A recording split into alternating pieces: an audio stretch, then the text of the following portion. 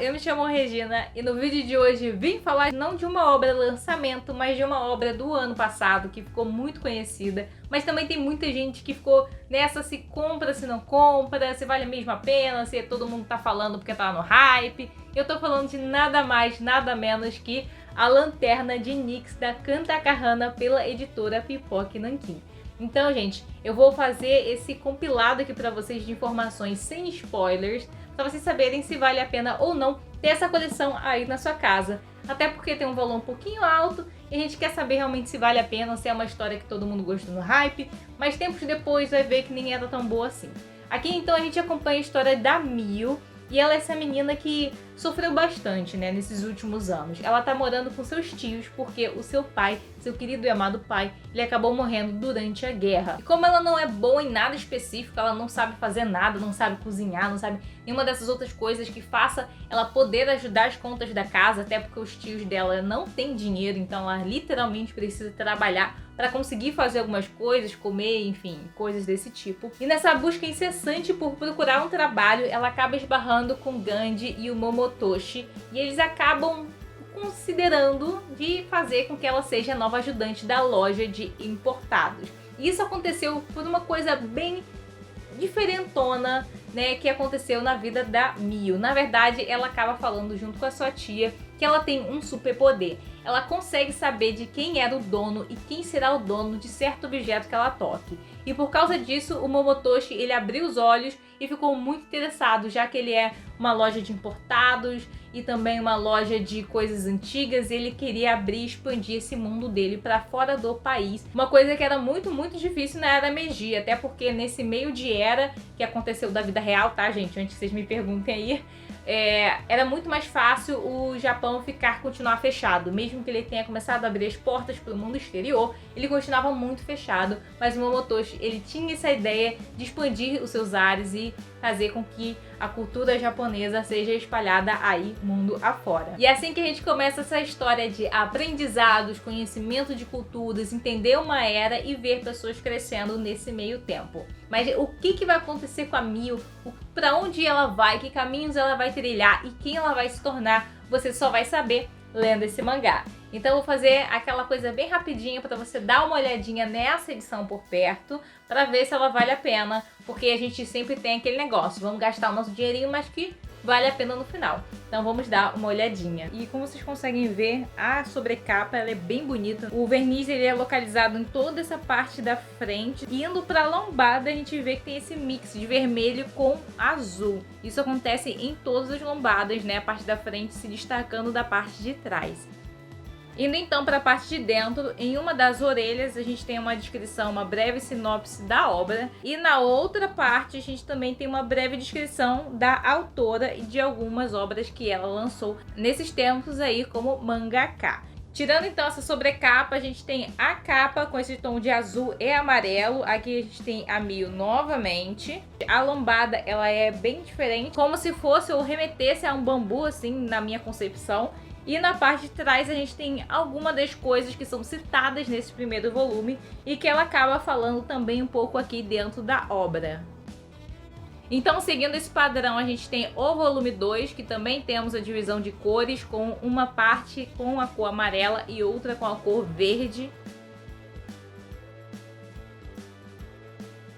E a capa também segue o padrão do primeiro volume, então a gente tem, por um lado, a personagem, né, nessa parte mais bonitinha, e na outra a gente tem algumas das coisas que são citadas dentro da obra. Todos os volumes têm marca-página, também seguindo o padrão de termos uma imagem na frente, né? A parte de trás não tem nada. No terceiro volume, o diferencial é a cor rosa com roxo, então vocês já sabem que olhando assim na estante, isso aqui fica uma coisa belíssima. O papel usado é o papel pólen, que também já é uma regra, né? O formato da Pipoque Nanquim. E o valor de capa de cada um desses volumes é de R$ 69,90. Mas você consegue encontrar mais barato, que geralmente um tempo e outro tem uns descontinhos lá na Amazon.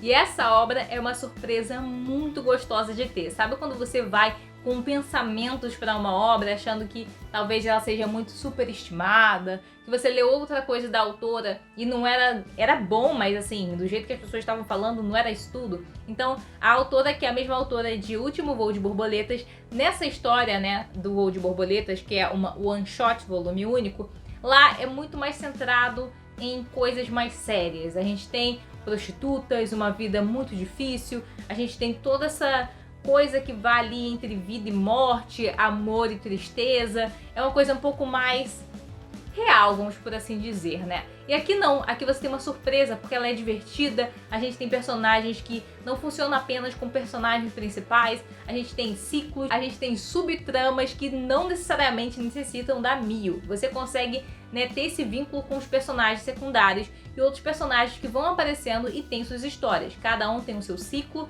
e você se interessa por cada um deles. Por isso que é uma surpresa tão gostosa assim. Você vê uma personagem principal na capa e acha que a história vai ser só sobre ela. Mas no segundo volume você vê que a maior parte do volume ela nem está na história e você consegue se interessar ainda mais por tudo isso. Por isso que eu acredito que muitas pessoas tenham curtido bastante essa obra.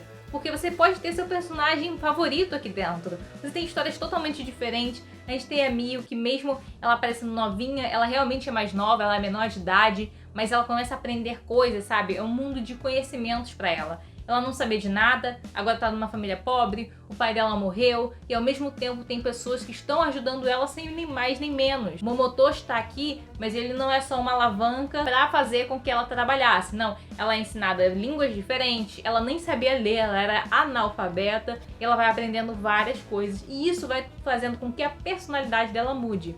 Uma coisa bem legal e engraçada, na verdade, é que quando a gente vai vendo o decorrer da história, a gente vê que as pessoas acham, olhando pra ela, que é uma pessoa mais tímida, retraída, que ela é mais nova. Mas com os acontecimentos, a gente acha que ela nem é tão nova assim.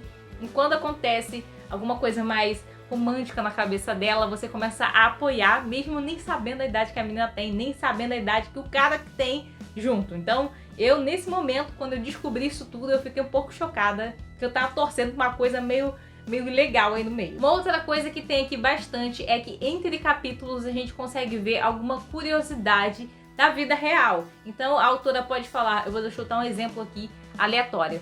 Vai que ela começa a falar de chiclete ou começa a falar de algum doce. E aí nesse meio de capítulo ela vai explicar na pesquisa dela o que ela fez, quando que isso foi descoberto, quando foi criado, quem foi a primeira pessoa, o que aconteceu. Então é muito rico na história, você consegue realmente complementar o que está acontecendo com momentos que aconteceram na vida real. Isso mostra mais uma vez, já aconteceu no Último Voo das Borboletas, mas mostra mais uma vez a pesquisa extensíssima que essa autora fez para trazer essa obra pra gente. Mas eu digo pra vocês que se vocês são pessoas ansiosas, se vocês gostam de leitura, estão lendo um atrás do outro, talvez esses pedaços de informações entre capítulos sejam um pouco chato pra vocês.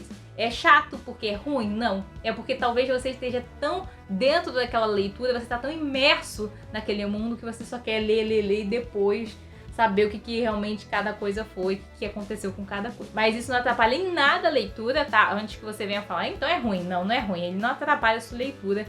Mas pra quem é afobado, vai achar um pouco estranho que você tenha as informações entre capítulos e não lá no final, como geralmente ficam as curiosidades. E é aquilo, você olhando pela arte, você já consegue ver que é uma obra diferenciada. A autora, ela realmente faz seus traços, mas também tem um rebusque grande pela arte, a sua forma mais digital, principalmente na parte de colorização, não de cores em si, mas entre tons de cinza e preto que ali acontecem.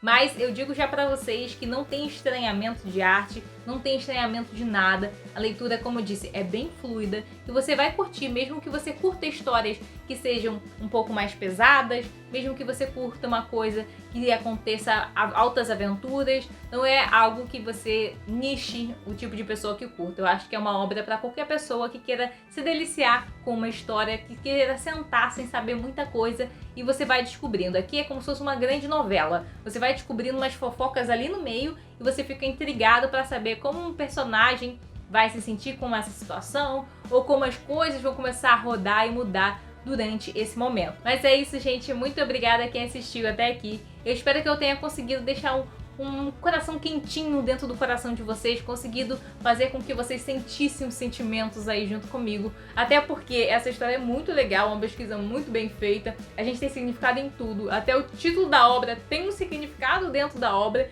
e ele é passado pra gente de uma forma bem didática e nem um pouco chata. Então talvez, se você está aí coçando, fazendo nada, achando que essa história vai ser uma que você passa e deixa passar, você vai estar esperando, na verdade você vai estar perdendo uma obra muito, muito interessante. E caso você tenha se interessado por essa obra, vou deixar o meu link da Amazon aqui embaixo, porque comprando pelo meu link você me ajuda demais. E caso tenha esquecido, deixe uma curtidinha também. E se você quiser e puder, compartilhe o vídeo com seus amigos. Então é isso, gente. Muito obrigada aí. Tchau, tchau.